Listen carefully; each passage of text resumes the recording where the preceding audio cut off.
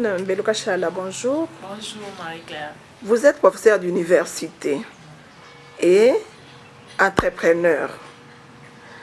D'où vous est venue l'idée de l'entrepreneuriat? Merci beaucoup Marie-Claire. Je suis professeure d'université, mais j'ai une formation de base qui est la biologie médicale. Et en même temps, j'ai dit dans le parcours faire une spécialisation en économie. Alors, tout ce que j'ai vu par rapport à la rentabilité, par rapport à la promotion dans la société, je me suis dit, il faut aussi se mettre sur le marché comme entrepreneur. Et ce qui m'a poussé à combiner l'enseignement et l'entrepreneuriat. Et dans l'entrepreneuriat, qu'est-ce que vous faites réellement?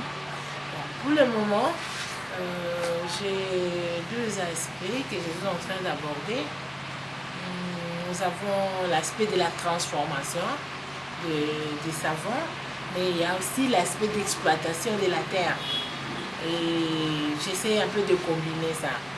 Vous m'avez posé une bonne question au début pour dire d'où est venue cette idée. L'idée m'est venue de ce que j'ai vu aussi ailleurs. Moi, ma thèse, j'ai fait ça en Espagne. Et avant de commencer la thèse, j'ai fait une expérience.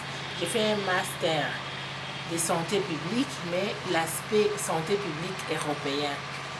Alors, ce que j'ai vu dans le cours d'économie qu'on avait en santé publique, on n'a pas eu un professeur qui venait nous parler des cours théoriques. On a eu que des entrepreneurs. Les premiers entrepreneurs, c'était Mondragon, qui donnait son expérience en nous montrant comment il est parti d'une école professionnelle jusqu'à aujourd'hui avoir 43 caisses d'épargne, avoir 148 coopératives et avoir plus de 20 banques au niveau national et international. Alors, parti de cette expérience, voilà comment il était en train de fonctionner économiquement. Il montrait comment ce qu'il faisait, lui, avait de l'impact dans la société, de la promotion de leur région. On a eu l'expérience d'un autre professeur qui travaillait en santé, mais il est parti il était photographe, son papa était journaliste, il a accueilli les gens, les touristes, et il a dit, mais il a vu que les gens aimaient des photos. Des photographes, il est aujourd'hui responsable de plus de 43 hôtels en Espagne et partout en Europe. Alors, il était en train d'élaborer un projet sur comment faire d'une chambre d'hôtel une chambre pour un malade. Et tout ça, les expériences de ces entrepreneurs-là m'ont motivé. Et j'ai dit, mais moi aussi chez nous, je peux commencer comme ces gens par une expérience de transformation. Par exemple, aussi, je prends un exemple des savons pour faire de ça une expérience d'entrepreneuriat qui peut un jour aller jusqu'à dans la promotion sociale, la promotion de la société. C'est ça, c'est comme ça que je me suis retrouvée dans l'entrepreneuriat. Et comment vous avez débuté? Quels sont les débuts? Les débuts étaient un peu difficiles. J'ai commencé par la conception de l'idée.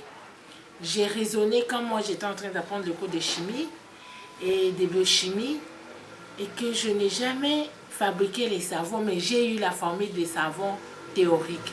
Je me suis dit, il y a des écoles ici qui fabriquent, qui enseignent la chimie, et j'ai commencé par repérer les écoles. Je suis allée à l'école du Bouddha-Bakana, et avec l'abbé Christian que j'ai salué et que je respecte beaucoup, parce que c'était la première personne qui m'a accueilli et qui a accepté que je puisse faire cette expérience avec les élèves. J'ai pris les élèves de chimie industrielle. On a réfléchi avec ces élèves, de 5e, 6e, 4e et 3e. J'ai dit, moi je vois que vous êtes des génies parce que vous faites la chimie industrielle. Alors l'industrie manuelle aussi est possible. Est-ce qu'on peut faire une expérience avec les savons? On a recommencé théoriquement cette formule, on a parlé avec eux et on a fait les premières expériences de fabriquer un savon en suivant la formule des classiques, comme on dit. De deux, j'ai dit au lycée, moi j'ai dit, il y a la nutrition, et il y a aussi la biochimie. Pourquoi pas prendre aussi ces étudiants, ces élèves-là qui ont la chimie, quitter le lycée, moi j'ai dit, c'était l'Institut Sainte-Thérèse et les collèges Saint-Jean-Baptiste. Alors ces 4 écoles, on s'est mis en compétition, on a travaillé pendant plus de 6 mois pour commencer à fabriquer.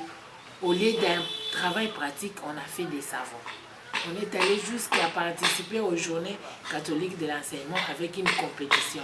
Et cette fois-là, j'ai pris les palmiers comme modèle. J'ai dit cette année, on va évoluer avec les palmiers. C'est que les palmiers, on l'a pris au milieu par les huiles qui viennent des palmiers pour fabriquer les savons. J'ai dit, mais on peut aussi descendre. D'abord, utiliser tous les vertus du savon. Et de là, c'était une première sortie. Je me suis débrouillée, fabriquer ces enfants avec ses élèves et terminer l'année avec l'exposition, les savons. Mais j'ai eu déjà l'idée que ces enfants, parmi eux, j'ai des génies avec lesquels on peut évoluer jusqu'au bout. Alors, je me suis arrêtée à un moment, je ne me suis pas arrêtée, mais j'ai été invitée par Maman Dimi, la PCA de la Fondation Pandawetu, un 8 mars, un certain 8 mars, pour parler avec les femmes. Elle est dans sa fondation, il y a un aspect où elle encadre les mamans. Alors elle m'a invitée pour que je puisse parler à ces femmes. Je suis entrée dans sa logique, dans ce qu'elle fait. J'ai parlé avec les mamans, j'ai parlé avec elle et j'ai donné un message à Maman Dimi, que je salue aussi, et que j'ai compris sa conception, sa façon de penser et développement.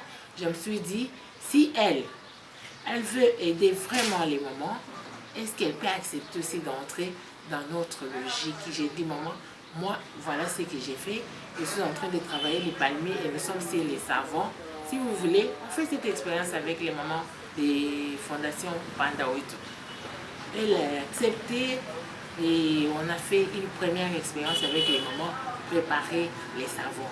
Donc c'était là un peu les actes, comme on dit, initial pour commencer. Alors, les mamans, les élèves, on a évolué, mais chaque fois qu'on préparait les savons avec les élèves, chaque fois que j'ai consulté les tutoriels en ligne, chaque fois que j'ai lisé des documents scientifiquement, je me dis, les savons il faut du personnel là-dedans. Il faut ajouter un plus. Alors je dis, pourquoi parfois les savons brûlent? Pourquoi les mains sont abîmées avec les savons? Pourquoi les habits sont abîmés? Alors, en posant des questions, en suivant les tutoriels, je me suis dit, non, il faut alors sortir un autre savon sur les marchés. Toujours dans la conception, en travaillant. En tout cas, Maman Dimi, elle m'a aidée parce qu'elle m'a encouragée beaucoup. Elle m'a dit, essaye un peu. Elle a acheté les produits de base. On a travaillé un savon. Et puis après, on a essayé. En tout cas, c'était, on peut dire, des tâtonnements. Avec les élèves, on suivait la formule classique. C'était facile. Mais avec les mamans, il fallait prendre la formule pratique. Pas trop de formules, pas trop de calculs. Mais au lieu de peser 1 gramme, vous prenez un cobelé, vous mettez les lignes. Et on a évolué. Parce qu'elle a dit non. Maintenant, je lui dis non. Maintenant, je vois que ces savons, on peut les mettre sur les marchés. Et c'était même l'idée des mamans. Les mamans ont dit, mais chaque fois vous allez gaspiller de l'argent pour acheter les savons, nous donner, et après, on va encore chercher de l'argent. Est-ce qu'il n'y a pas un moyen que l'on puisse vendre ces savons, avoir de l'argent préparé? C'était d'abord l'idée de la formation. Mais les mamans elles-mêmes ont pensé l'idée d'entrepreneuriat. Ouais. J'ai dit alors, ce sera l'entrepreneuriat collectif. On y va avec les mamans et c'est comme ça qu'on a essayé d'abord avec cette maman. On fabrique, les mamans vendent et on met sur les marchés. De cette maman, on est allé à 35 mamans et aujourd'hui, je pense qu'on doit avoir plus de 150 mamans qui viennent chercher les savons que nous préparons pour aller vendre. Et comment vous arrivez à préparer? Quelles sont les étapes?